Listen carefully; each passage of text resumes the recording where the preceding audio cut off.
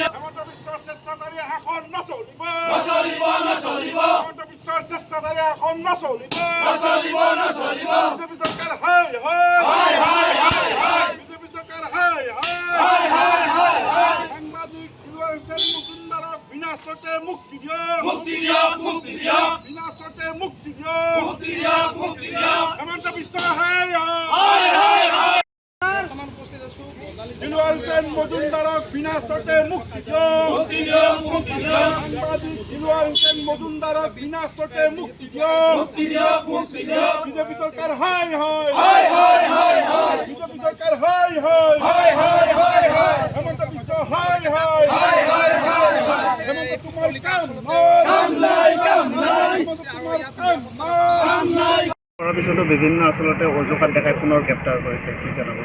হয়, আপোনালোক সকলোৱে জানে যে বৰ্তমানৰ বিজেপি চৰকাৰখনে তেওঁলোকৰ কৰা দুৰ্নীতিৰ বিৰুদ্ধে যদি কোনোবা সাংবাদকৰ্মীয়ে যদি প্ৰশ্ন কৰে তেতিয়াহ'লে তেওঁক জেলত ভৰায়।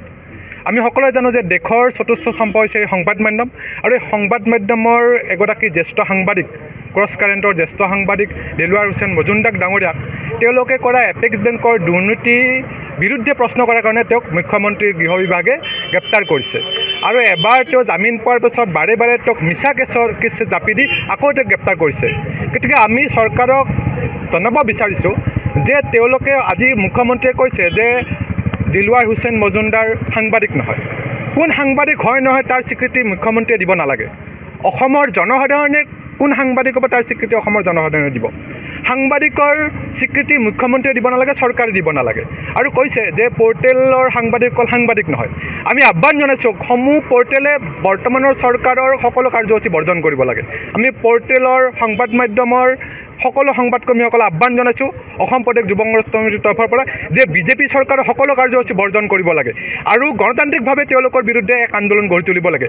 তেওঁলোকে তেতিয়াহে গম পাব যে সংবাদ মাধ্যমৰ হাতত শক্তি আছে, অসমৰ জনসাধাৰণৰ হাতত শক্তি আছে।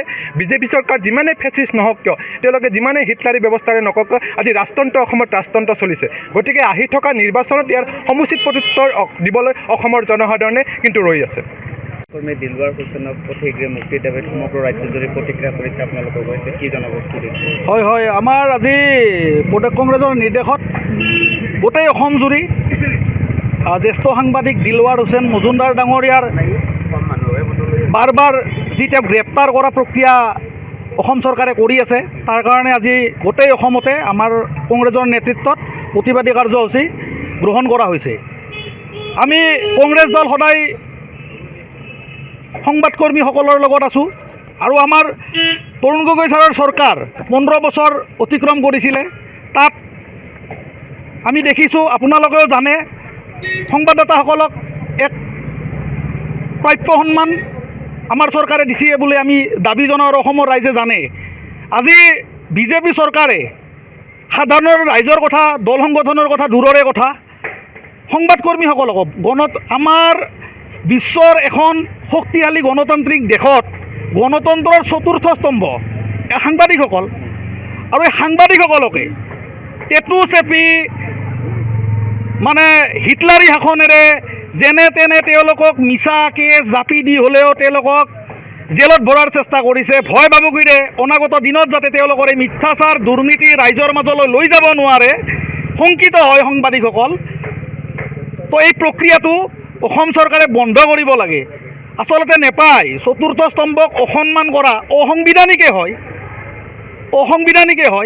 আৰু সংবিধানক যায় মানে সন্মান কৰিব নাজানে সাধাৰণ ৰাইজৰ তেওঁলোকে কেনেদৰে সন্মান কৰিব, কেনেদৰে অসমৰ ৰাইজক আগুৱাই লৈ যাব? আমি দিলৱাৰ হুছেইন মজুমদাৰক এই মিছা কেছত মিছা কেছ জাপি দি বাৰে বাৰে গ্ৰেপ্তাৰ কৰা কাৰ্যক তীব্ৰ ধিক্কাৰ জনাইছোঁ। অনাগত দিনত কোনো সংবাদকৰ্মীক যাতে এনেকৈ মিছা কেছ জাপি দি বাৰে বাৰে গ্ৰেপ্তাৰ কৰাৰ ভয় ভাবুকিৰ সৃষ্টি নকৰে, তাৰ কাৰণে আমি অসম চৰকাৰৰ গৃহ বিভাগৰ দায়িত্বত থকা মুখ্যমন্ত্ৰী ডাঙৰীয়াক আমি অনুৰোধ জনাইছোঁ। আৰু এই মানে দিলৱাৰ হুছেইন মজুমদাৰ ডাঙৰীয়াৰ এই বাৰ গ্ৰেপ্তাৰ সম্পৰ্কে আমি তেখেতক তীব্ৰ প্ৰতিবাদ জনাইছোঁ, তীব্ৰ ধিক্কাৰ জনাইছোঁ।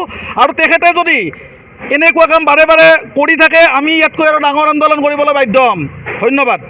যিকোনো খবৰৰ বাবে যোগাযোগ কৰক 7099017330 লগতে 709901 171110 নম্বৰত।